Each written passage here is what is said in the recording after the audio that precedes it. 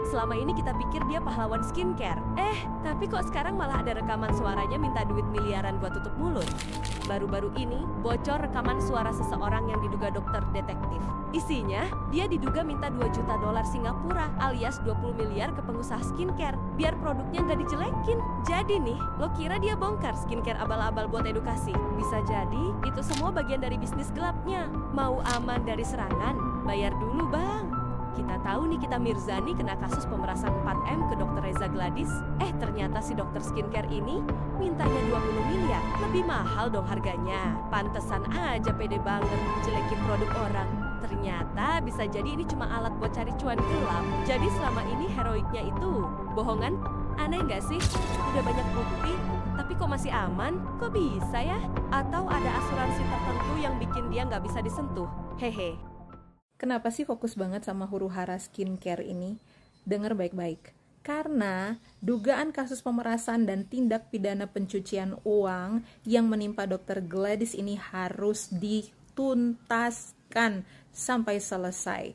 Karena kalau tidak, pola pemerasan ini bisa digunakan orang-orang loh di dalam menyerang sektor bisnis yang lain. Kalian pasti tahu deh, saat ini pasti lagi seliweran di FYP TikTok kalian tentang Code Blue. Beberapa bulan yang lalu ada satu brand CT melakukan CSR ke panti asuhan. Bawalah roti, bawalah kue, dan ternyata jamuran dan sudah basi guys. Kemudian diviralkan sama Code Blue.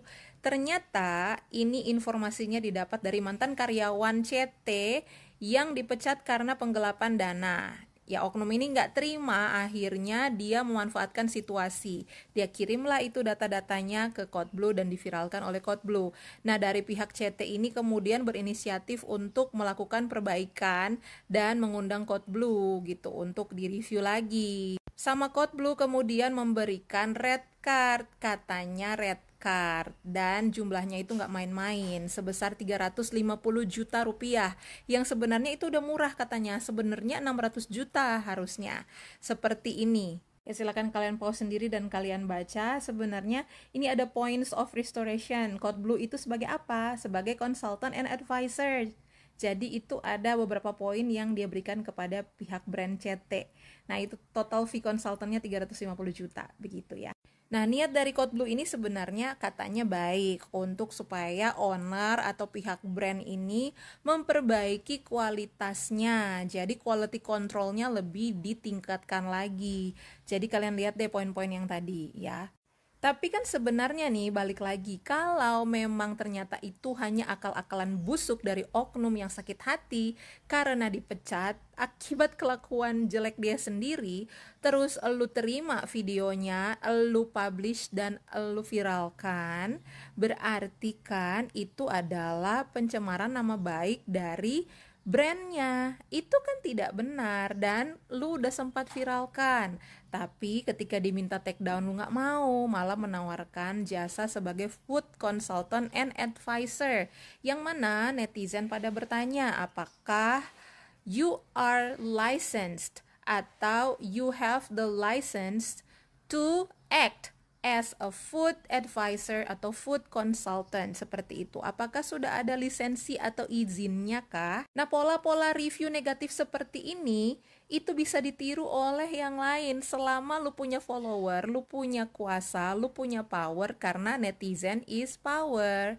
Jadi hati-hati banget deh terhadap influencer-influencer yang suka mereview. Jangan sampai kalian menjadikan review kalian itu sebagai tolak ukur kalian mempush atau mempress pihak owner, pihak brand, kemudian ujung-ujungnya pemerasan. Jangan menormalisasi pembulian, jangan menormalisasi pencemaran nama baik, fitnah, dan pembunuhan karakter orang lain hanya demi dompet kalian sendiri. Jadi hati-hati terhadap modus pemerasan dengan berbalut review produk. Makanya tuntut dong dokter, tuntut. Lo mau laporin, semua yang mau laporin silakan. Guys, tag Bang Sunan Kalijaga, katanya dia menerima laporan kalau misalnya ada skincare yang merusak Indonesia.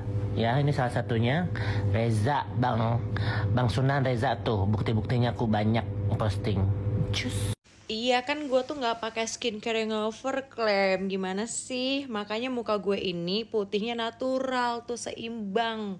Muka sama leher sama tangan. Malah kalau dibandingkan ketiak gue nih, lebih putih ketiak gue daripada muka gue. Gue denger dia itu besok bakalan live lagi tuh jualan. Hati-hati ya, skincare yang overclaim itu. Hati-hati, ntar muka kalian pada gak sehat. Ini Bapak Menteri Kesehatan, BPOM tuh pada turun tangan dong Pak.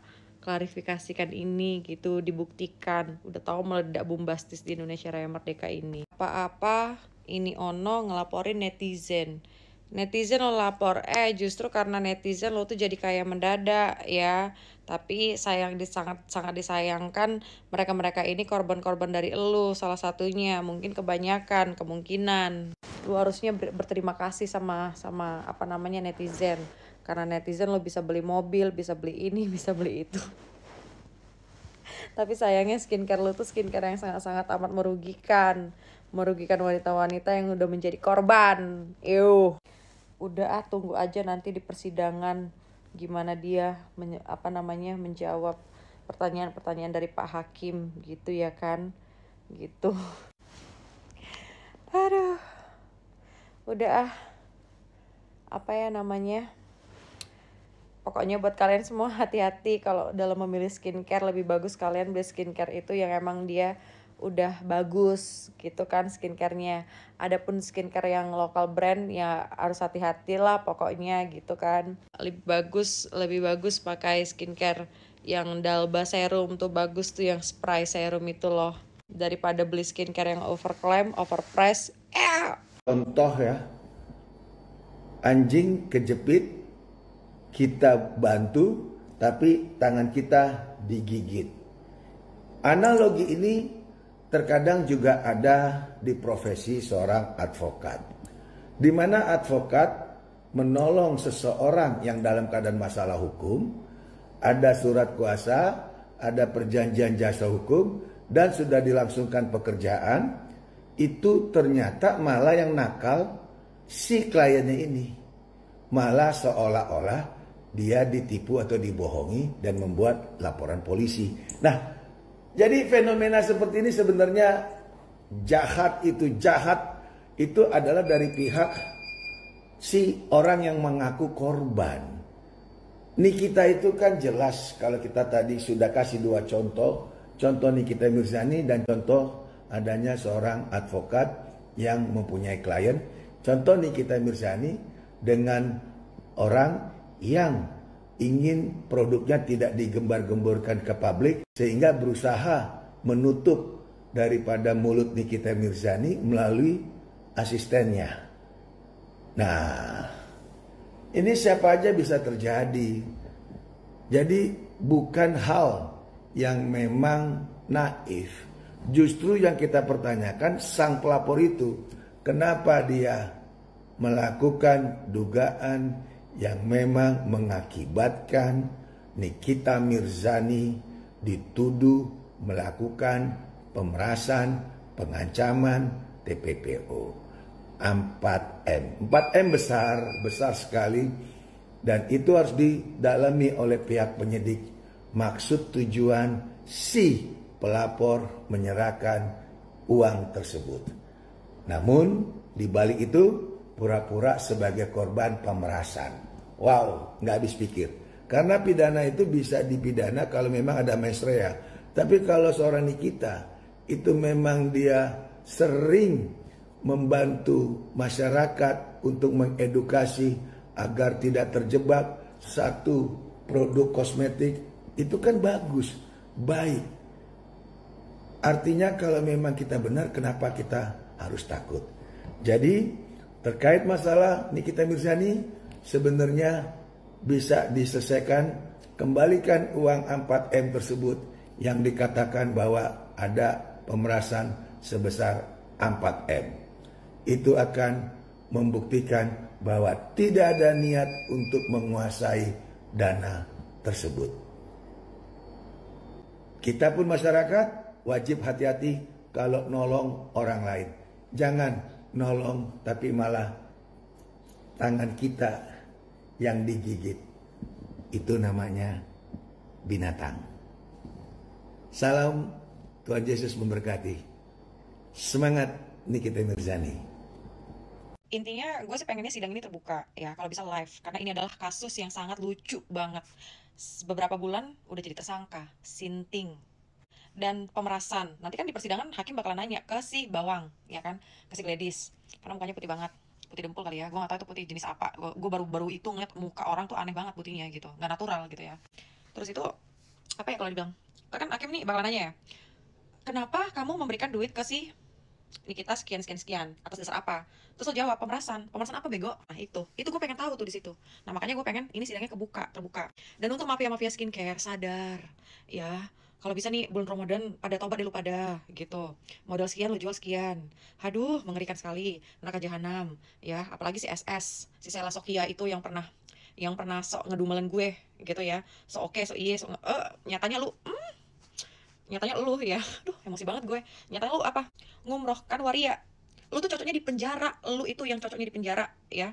Itu udah namanya penistaan agamanya ya. Kenapa nih si Sela ini gak di penjara? Udah jelas-jelas itu udah penistaan ya, sangat-sangat. Dia tahu waria tapi dia mengumrohkan si waria ini. Kenapa lo gak di penjara? Ini pertanyaan yang sangat-sangat gue pengen tahu nih dari pihak kepolisian. Kenapa, alasannya apa? Menyiram lagi, penyiraman bunga atau gimana nih? Doktif hubungannya dengan NM dan Dr. O, mari kita bahas. Bukan mari kita bahas. Mari kita bertanya, apa sebenarnya hubungannya Doktif, Dr. O, dan NM? Karena setahu kita sudah melihat di podcastnya Uya Kuya bahwa Doktif sendiri yang berkata bahwa dia independen. Apa yang mereka bisa lakukan untuk membungkam Doktif? Tapi di sini Doktif katakan bahwa Doktif itu independen. Kalau memang benar independen, hubungannya apa dengan Dr. O dan juga NM? Lalu pada saat selesai proses pemeriksaan di Polda dengan wawancaranya bersama wartawan, NM mengeluarkan pernyataan seperti berikut. Kalau gue sih cuma mau bilang gini ya, misalkan ya kalian dipanggil sama gue gitu ya, sini mau duit, habis lo ambil duitnya, terus udah berarti mau. Jadi dari pernyataan NM sendiri, duitnya sudah diambil. Untuk apa duit itu diambil? Dan mari kita dengar statement dari pengacaranya. Ya buka saja dalam percakapan itu terbukti dia minta tolong dalam waktu 1 tahun. Jadi dalam percakapan itu katanya Dr. R minta tolong. Minta tolong berarti kepada NM dong. Nah, minta tolong untuk apa sih Pak pengacara? Apa pertolongan yang bisa seorang NM berikan kepada seorang Dr. R? Dan apa juga hubungan pertolongan itu dengan hadirnya Doktif? Yang mereview itu kan Doktif. Lalu kok yang heboh-heboh ini NM sama Dr. O? Ada apa sih? Nah, mengenai komen yang seperti ini banyak sekali. Masalahnya BPOM bisa dibayar. Hello, BPOM adalah sebuah lembaga institusi negara yang besar yang pengawasannya itu ketat sekali. Sementara Doktif itu adalah satu individu yang katanya independen, tapi ternyata akhirnya muncul di Polda dengan komplotan seperti ini. Lalu kamu lebih mempercayai yang mana nih? Mari kita serahkan kepada kepolisian yang bekerja dan kita lihat apakah status mereka sampai nanti tetap sebagai saksi ataukah terjadi perubahan status. Pasca pemeriksaan ketiga orang ini, Doktif belum mengeluarkan VT terbaru dan juga belum melakukan live. Mari kita nantikan VT-VT terbarunya dan mari kita nantikan live-live terbaru dari Doktif. Semangat Doktif, ada banyak skincare lain yang menunggu untuk direview. Meledak. Ma Nikita Mirzani. Oke. Begitu. Itulah TPPU-nya. Salahnya di mana, Bu? Kasus hukum itu bukan sinetron, guys. Bukan drama yang bisa dikemas dengan narasi subjektif demi kepentingan rating ataupun clickbait. Sayangnya justru itu yang kita lihat sekarang. Media dan podcast sibuk menghadirkan pihak-pihak yang jelas punya keberpihakan, bukan pakar yang benar-benar paham tentang hukum. Contoh nyata adalah pernyataan dari Zanzabela yang mencoba menjelaskan unsur-unsur TPPU dalam kasusnya Nikita Mirzani. Dia menyebut bahwa karena uang 4 miliar digunakan untuk membayar rumah atas nama Nikita Mirzani sendiri, maka itu termasuk tindak pidana pencucian uang. Sebentar guys, ini logika hukumnya dari mana ya? Sekarang mari kita bahas dengan pendekatan ilmiah. Nah, tindak pidana pencucian uang itu harus ada upaya menyamarkan guys. Pasal 3, pasal 4, pasal 5 Undang-Undang TPPU menyebutkan bahwa tindak pidana pencucian uang itu terjadi jika seseorang menyembunyikan atau menyamarkan asal-usul harta kekayaan yang diperoleh dari tindak pidana.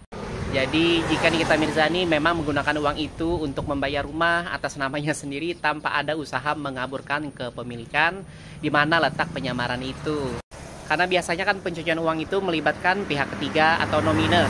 Misalnya aset didaftarkan atas nama orang lain, kemudian layering berlapis-lapis transaksi untuk mengaburkan asal-usul dana. Kemudian mengubah bentuk aset agar sulit dilacak. Misalnya dari uang tunai jadi aset bergerak atau kripto. Tapi di sini kan transaksi yang dipermasalahkan langsung digunakan untuk aset yang jelas-jelas kepemilikannya atas nama Nikita Mirzani sendiri guys. Maka argumen bahwa ini termasuk tindak pidana pencucian uang perlu dipertanyakan lebih dalam. Nah, kasus ini kan juga sangat menarik guys, karena ada multitafsir hukum antara pemerasan, penyuapan, dan jasa endorsement. Nah, jika kita melihat di dalam pasal 368 KUHP tentang pemerasan itu kan butuh ancaman atau paksaan yang membuat korban merasa terpaksa untuk menyerahkan uang. Kemudian penyuapan terjadi jika ada pemberian uang untuk memperoleh keuntungan atau perlakuan khusus dari pejabat publik. Sementara endorsement, inilah yang jadi area abu-abu ya guys. Kalau ada kesepakatan bisnis baik tertulis ataupun secara lisan antara Nikita Mirzani maupun dengan pihak korban ya, maka bisa jadi ini hanya permasalahan perdata bukan pidana. Disinilah seharusnya media itu menghadirkan pakar hukum pidana guys, bukan orang yang sejak awal sudah membangun kebencian terhadap Nikita Mirzani. Mengapa? Karena kebencian akan melahirkan bias. Nah, media dan podcast kan seharusnya jadi sumber informasi yang mencerahkan ya guys, bukan sekedar ruang untuk memperkuat opini sepihak. Jika yang diundang hanya mereka yang memiliki konflik dengan Nikita Mirzani, bagaimana bisa publik mendapatkan analisa yang objektif? Karena menurut saya guys, kasus ini butuh kajian ilmiah bukan drama personal. Kasihan masyarakat yang tidak paham hukum kan, malah makin bingung dengan opini yang dibungkus seolah-olah menjadi fakta. Lucu juga ya mendengar pernyataan dari pengacara si dokter itu. Jelas-jelas gitu ya, secara nggak langsung dia bilang, tolong dong pihak pengacara sana jangan lagi menyeret orang lain karena sudah berhasil menahan Nikita Mirzani dan si Mail. Dan pengacara itu bilang jangan membawa orang lain lagi yang tidak ada sangkut pautnya. Sebetulnya kalau kita mau runut, kita mau hubung-hubungkan, justru yang menjadi kompor atau yang menjadi kipas dari permasalahan ini adalah si dokter itu sebetulnya. Nah, sekarang berlomba untuk membersihkan diri. Mandi Gi, mandi air pancuran Gi, biar bersih sekalian. Mandi. Tapi selamat sih si dokter karena tidak menerima uang. Malam ini malam pertama untuk Niki, untuk merasakan ciumannya Mas Fadel. Malam ini malam bahagia untuk Niki, karena sudah dapat merasakan kehangatan Mas Fadel. Di balik jeruji besi, Niki mengenang dosa. Di balik jeruji besi, Niki jadi narapi. Pemerasan atau penyogokan, ini adalah full edukasi. Aku tidak menyerang pihak manapun dan tidak menyudutkan pihak manapun. Karena terakhir kali aku kasih edukasi, belain orang lain, ujung-ujungnya aku malah yang diserang. Jadi aku tidak bela siapapun, ini adalah full edukasi. Kita balik ya. Pemerasan atau penyogokan. Banyak orang yang bilang, itu penyogokan karena pakai sudut pandang konsumen. Oke, aku akan kasih sudut pandang yang baru, sudut pandang pebisnis. Aku mau kasih tahu kalian bahwa mungkin nggak semua orang kan pebisnis kan. Tapi setiap pebisnis itu kalau di Konoha pasti digangguin orang. Digangguin preman lah, parkir liar lah, ormas lah, ya pokoknya ada banyak lah, banyak banget yang gangguin kita. Jadi sebenarnya kita itu sebagai pebisnis akan keluar banyak banget biaya yang tidak semestinya harus kita keluarkan. Dah begitulah ada di Konoha. Permasalahannya kalau nggak kita keluarin duit, dia akan datang. Aku pernah tuh kejadian ya, sampai klinikku tuh dikencingin, sampai pernah dieein juga pernah. Sampai kalau misalnya kita nggak kasih uang ke mereka, itu ban mobil atau ban motor pasien itu dikempesin, itu pernah. Jadi kayak bayar biaya keamanan, padahal kita sudah punya Satpam, kita sudah bayar sewanya resmi, izinnya resmi, semuanya resmi, tapi kayak ada biaya apa ya aku ngomongnya, keamanan khusus lah untuk orang-orang yang sudah lama tinggal di situ. Dan kalau nggak dibayar, ya kita dikerjain. Pertanyaanku, kalau misalnya kita bayar, itu apa? Penyogokan atau pemerasan sebenarnya? Atau itu kerjasama endorsement? Aku nggak tahu sih. Tapi yang jelas, kalau kita nggak bayar, ya kita dikerjain. Kita diteror, sehingga akhirnya itu mengganggu bisnis kita. Nah, bagi pebisnis, yang paling penting itu adalah nyaman, enak kerjanya, dan nggak digangguin orang. Kalau memang nggak digangguin orang, ya udahlah kita keluarin, nggak ada masalah. Bukan artinya kalau kita bayar, artinya izin klinik kita atau izin usaha kita nggak jelas. Kalau kita bayar, artinya tempat kita itu jelek. Nggak seperti itu. Karena kita pengen cinta damai. Kalau misalnya bisa kasih duit, bisa aman, nyaman, dan bisa jualan, ya seperti itu aja, nggak apa-apa. Itu sih insight-nya pebisnis ya. Jadi kalian juga harus tahu insight pebisnis seperti ini punya. Nah, aku pengen tanya dengan kalian, kalau misalnya kalian di posisi pebisnis, terus kalian digangguin, sehingga akhirnya kalian nggak bisa kerja, karyawan omsetnya nggak ada, karyawan kalian juga susah, ya kan? Dan kita harus kasih gaji ke karyawan juga kan? Menurut kalian, kalian akan kasih uang tersebut atau tidak? Dan menurut kalian itu masuk ke pemerasan, atau penyogokan, atau kewajiban di Indonesia? Tapi apapun itu, mau kita penyogokan, ataupun juga pemerasan, ya kan, tapi ada uang yang diminta. Selama uang itu benar diminta, berarti review kita berdasarkan uang dong. Itu aja sebenarnya sudah salah. Bahwa itu bukan review jujur, review berdasarkan uang yang masuk.